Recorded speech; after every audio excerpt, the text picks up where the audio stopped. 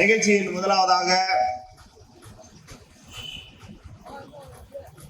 தொடக்க உரை ஆற்ற இருக்கின்றதான தமிழ் தேச மார்க்சிய கழகத்தினுடைய தோழர் சவுந்தரபாண்டியன் அவர்களை அன்போடு மேடைக்கு அழைக்கின்றேன். குணசேகரன் அவர்களின் நினைவேந்தல் நிகழ்விற்கு நினைவேந்தல் சிறப்புரை ஆற்ற வருகை வந்திருக்கக்கூடிய தமிழ் தேச விடுதலை இயக்கத்தினுடைய பொதுச் செயலாளர் மரியாதைக்குரிய தோழர் ஐயா தியாக அவர்களை மேடைக்கு அழைக்கிறேன்.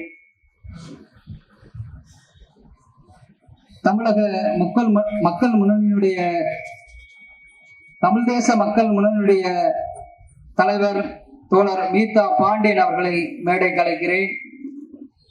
தமிழ் தேச மக்கள் முன்னணியினுடைய அருமை தோழர் ஆரோக்கிய மேரி அவர்களை மேடைக்கு வருமாறு அழைக்கிறேன்.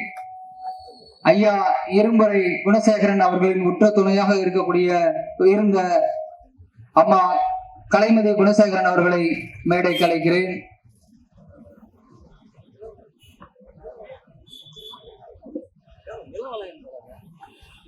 மக்கள் தமிழகம் கட்சியினுடைய மாநில தலைவர் பேரன்பிற்குரிய தோழர் நிலவழகன் அவர்களை மேடைக்கு அழைக்கிறேன்.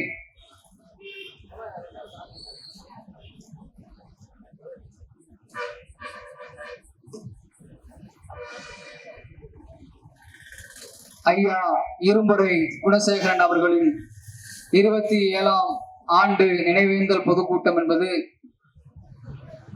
இன்றைய தினம் தமிழ் தேச மார்க்சிய கழகம் எண்ணற்ற தடைகளுக்கு மத்தியில் எதிரிகளின் தடைகளையும் அருகேயே இருந்து கொண்டு நண்பர்களின் சூழ்ச்சியும் தாண்டி இந்த களத்தில் எடுத்த காலை பின்வைக்காமல் தான் எடுத்த முயற்சியிலிருந்து பின்வைக்காமல் இந்த பொதுக்கூட்டத்தை எப்படியேனும் நடத்த வேண்டும் என்கிற முனைப்போடு இந்த பொதுக்கூட்டத்தை இங்கே நடத்தி கொண்டிருக்கிற எனது பேரன்புக்குரிய தோழர்களின் உழைப்பிற்கு நன்றியை சொல்லி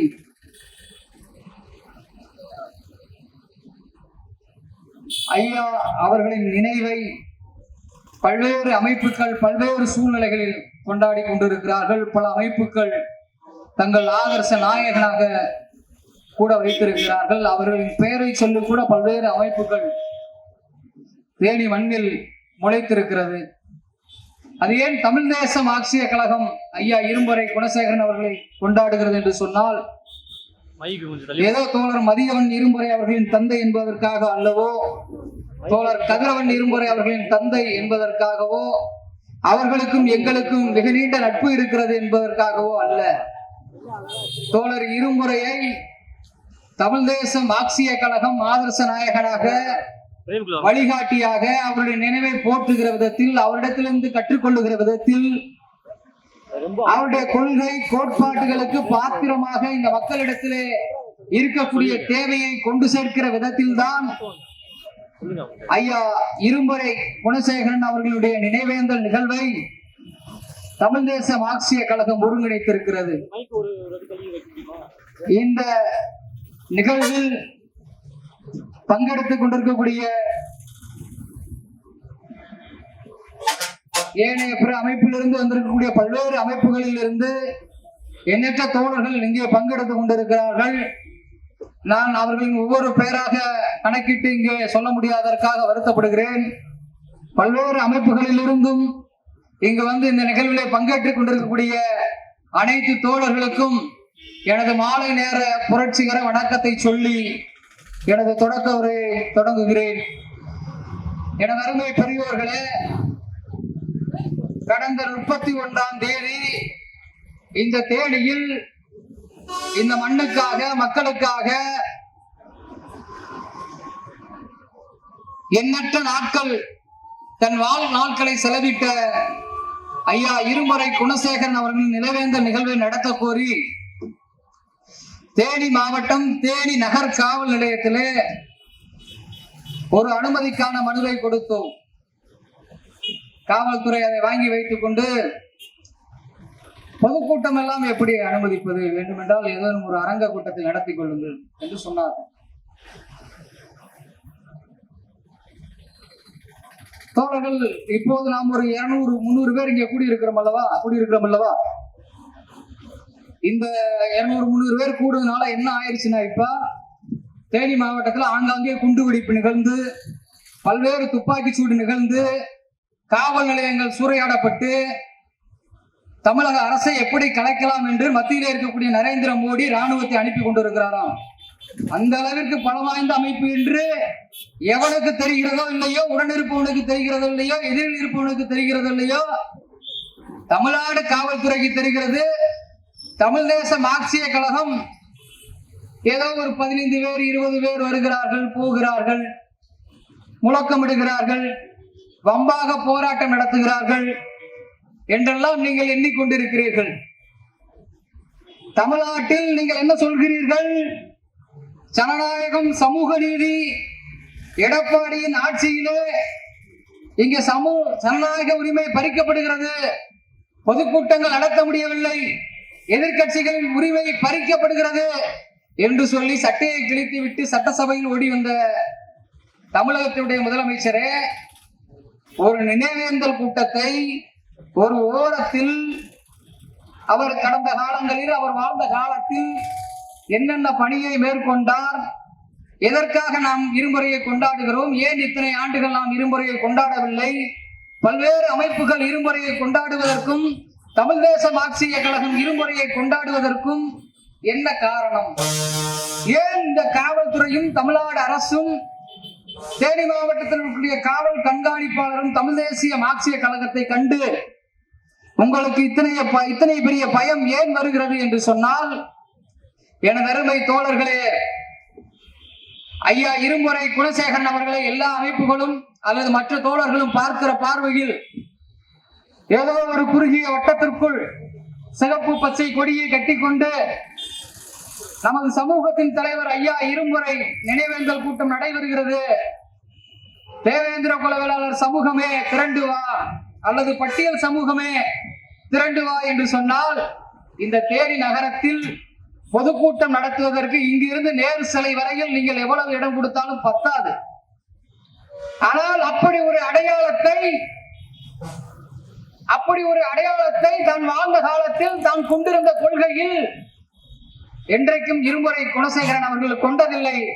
எனவேதான் இந்த நாடாளுமன்ற தொகுதியிலே, பெரியகுளம் நாடாளுமன்ற தொகுதியிலே பாட்டாளி மக்கள் கட்சி துவங்கப்பட்டு சில ஆண்டுகளிலேயே லட்சக்கணக்கான வாக்குகளை வாங்கி முன்னணியில் இருந்த வேட்பாளரை விட 2ஆம் இடத்திற்கு ஐயா இருமுறை குணசேகரன் அவர்கள் வர முடிந்தது என்று சொன்னால், இங்கு எல்லா தரப்பு மக்களும் அந்த காலத்தில் வாக்கு செலுத்தி இருக்கிறார்கள். இன்றைக்கு போல் அன்றைக்கு 500, 1000 கொடுப்பதற்கு வேலை இல்லை. 500, 1000 கொடுத்து வாங்குகிற சூழ்நிலையிலும் அன்றைக்கு ஐயா இருமுறை குணசேகரன் அவர்கள் இல்லை. ஆனால் லட்சக்கணக்கான வாக்குகளை அந்த மக்கள் வாரி வழங்கி இருந்தார்கள் என்று சொன்னால், அவர் எல்லா மக்களிடத்திலும் கொண்டிருந்த அன்பும்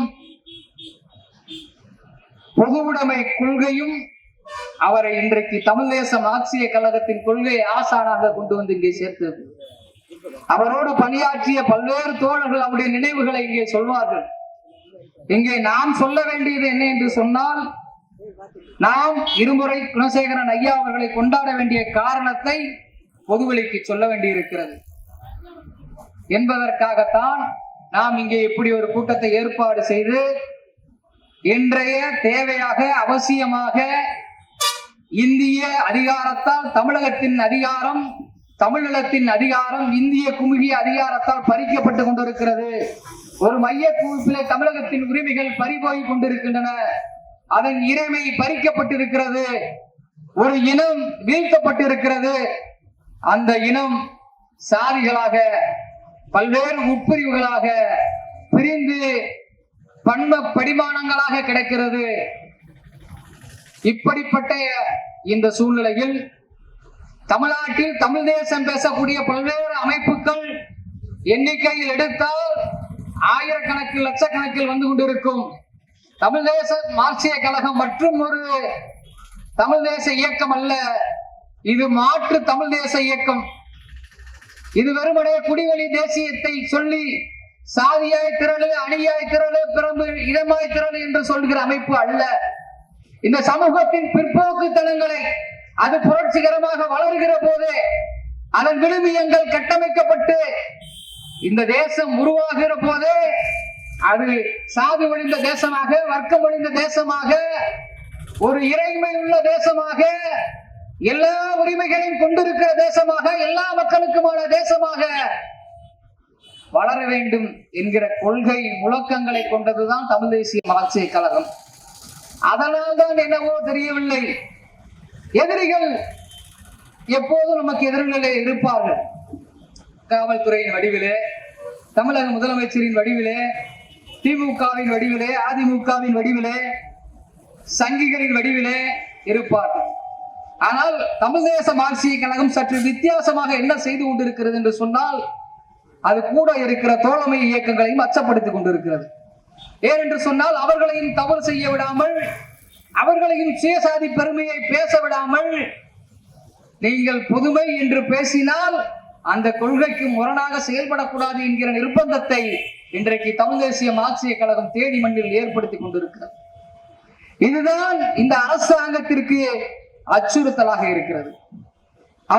நாம் ஒரு ஓரத்தில், ஒரு மூலையில் பல்லர் சங்கமோ, பறையர் சங்கமோ, அருந்ததியர் சங்கமோ வைத்து நடத்தி கொண்டிருந்தால் காவல்துறை இந்நேரம் நமக்கு அனுமதியை கொடுத்திருக்கும்.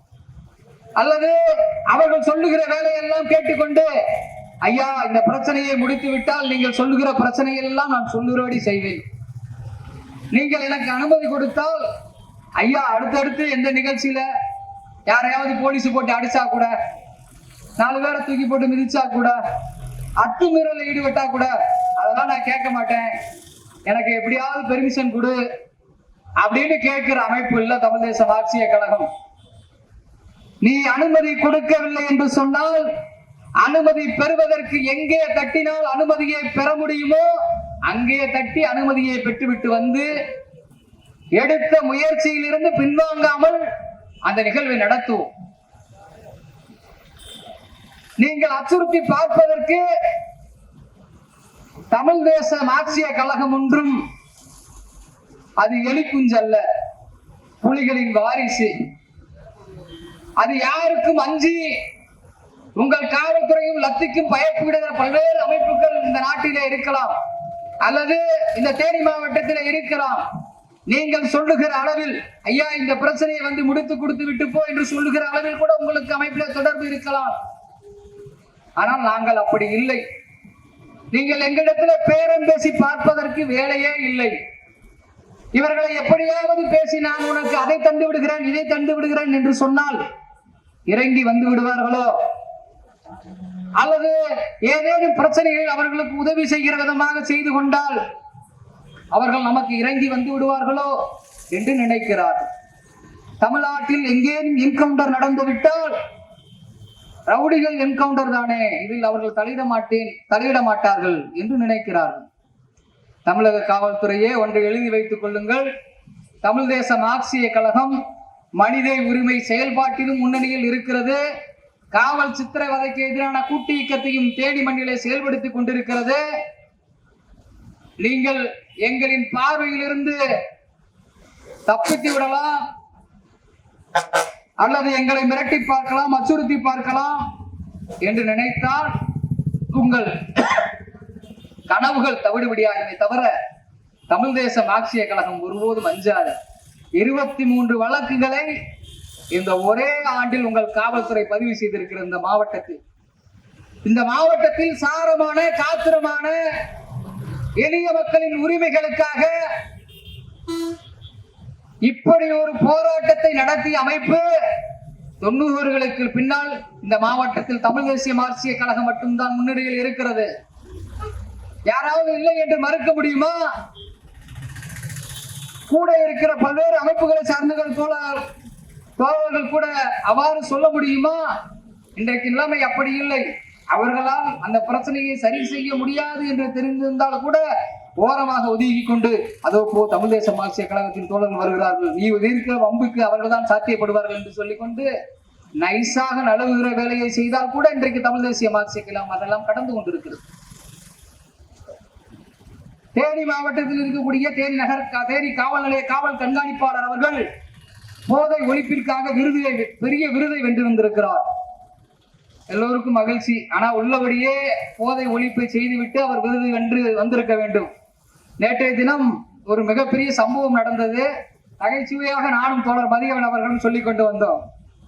தேனியின் புதிய பேருந்து நிலையத்தை அருகிலே ஒருவர் கள்ள மதுவை வித்து கொண்டிருக்கிறார். ஒரு காவல்துறை அதிகாரி அவரிடத்திலே 300 ரூபாயை கொடுத்து சாராயம் வாங்கி அந்த இடத்திலேயே உட்கார்ந்து குடிக்கிறார். இவர் போதையை ஒழிக்கிறார், விருது வாங்குகிறார். நம்மை பார்த்தால் விறப்பாக அப்படியே நிற்கிறார். நான் கேட்கிறேன், இந்த விறப்பை வீராப்பை தேனி மாவட்டத்திலே எத்தனை கற்பழிப்பு வழக்கு நடந்திருக்கிறது, எத்தனை கொள்ளை வழக்கு நடந்திருக்கிறது, எத்தனை கொலை வழக்கு நடந்திருக்கிறது, எத்தனை சாதிய பிரச்சனைகள் இங்கே நடந்து கொண்டிருக்கிறது. சுதந்திரமான இந்த இந்தியாவில் இன்னும் எத்தனை இடங்களில் பட்டியல் சமூக மக்கள் தங்களுடைய உரிமைகளுக்காக போராடி கொண்டிருக்கிறார்கள். அப்பாவியாக இருந்த ஈஸ்வரனை கள்ளன் என்று சொல்லி அவனுக்கு திருவிடையான பழக்கம் இருக்கும் என்று சொல்லி உங்கள் காவல்துறை அந்த வழக்கை அப்பட்டமாக மூடுவதற்கு முயற்சி செய்தது. ஆண்மை இருந்தால், உங்களுக்கு திறமை இருந்தால், உங்களுக்கு புலனாய்வு அறிவு இருந்தால் உங்கள் திறமையை அங்கே காட்டுங்கள். உங்கள் திறமையை அங்கே காட்டுங்கள். நாங்களும் எல்லோருடன் சேர்ந்து கைகட்டி வரவேற்கிறோம். அதையெல்லாம் விட்டுவிட்டு ஜனநாயக உரிமைக்காக, உரிமை குரலுக்காக, பாதிக்கப்பட்டவர்களுக்காக, சட்டத்தில் சொல்லப்பட்டிருக்கிற உரிமைகளுக்காக, சட்டத்தை மீறிய உரிமைகளுக்காக அல்ல. எனது அருமை பெரியோர்களே, நீங்கள் ஒன்றை நன்றாக தெரிந்து கொள்ள வேண்டும். இந்த கூட்டத்தை கூட நாம் பெரிய அளவிற்கு கூட்டம் கூட விடாமல் தடுத்ததாக கூட காவல்துறையினர் அங்கே சிரித்துக் கொண்டிருக்கலாம். ஆனால் ஒன்றை நினைவிலே வைத்துக் கொள்ளுங்கள், 4 பேர் இங்கே வந்தால் கூட அந்த 4 பேரும் திரும்ப இந்த பொதுக்கூட்டத்திற்கு வருகிற சூழ்நிலையில் அவன் அடுத்து நீ போடுகிற 50 வழக்கை சந்திக்கக்கூடிய ஆளுமை உள்ளவனாக வருவான். அவனிடத்திலே உன்னுடைய லத்தியும் செல்லாது, துப்பாக்கியும் செல்லாது. அதையெல்லாம் நாங்கள் பார்த்து விட்டு வந்து விட்டோம். உங்களுடைய எல்கேஜி படித்துக் கொண்டிருக்கிற தேனி மாவட்ட காவல் கண்காணிப்பாளர் சிவபிரசாத் அவர்களே, உங்களுக்கு முன்னால் இருந்த பாலகிருஷ்ணன் எஸ்பியை போய் கேட்டு பாருங்கள்.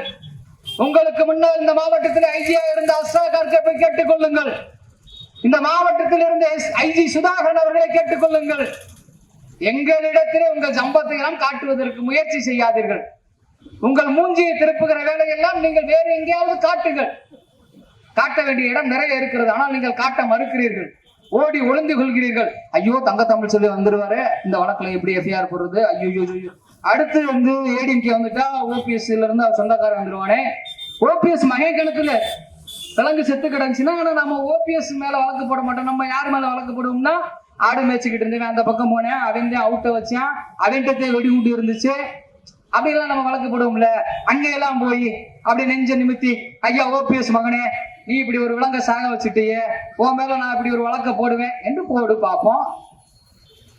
போடு. இந்த மாவட்டத்தில் இந்த ஸ்டேஜ் ரொம்ப இடைஞ்சலா இருக்கான். இதுவரைக்கும் தமிழ் தேச மார்க்சிய கழகம் மட்டும் அங்க வரைக்கும் போட்டிருக்கான்.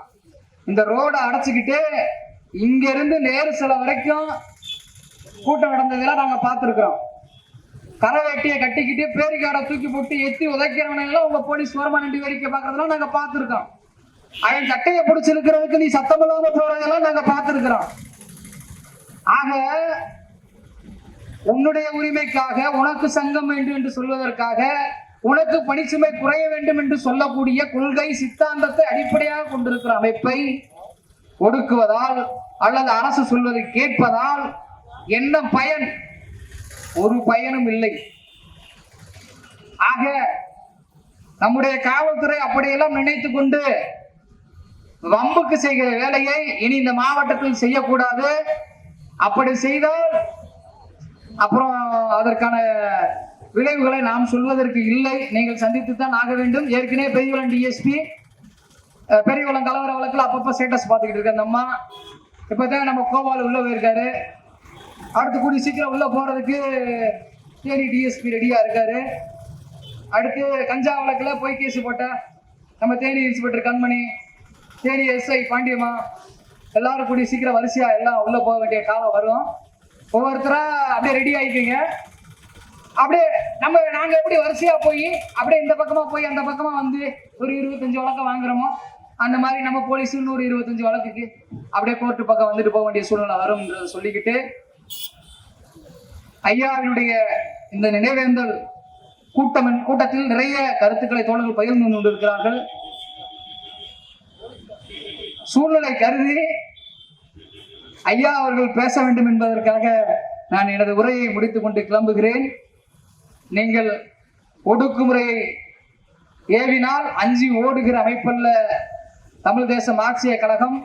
உங்கள் பிடரி மயிரை பிடித்து உழுக்குகிற இயக்கம் தமிழ் தேசிய மார்க்சிய கழகம் என்பதை உணர்ந்து கொள்ளுங்கள் என்று சொல்லி புரட்சி ஓங்கட்டும். இன்குலாப் சிந்தாபாத்.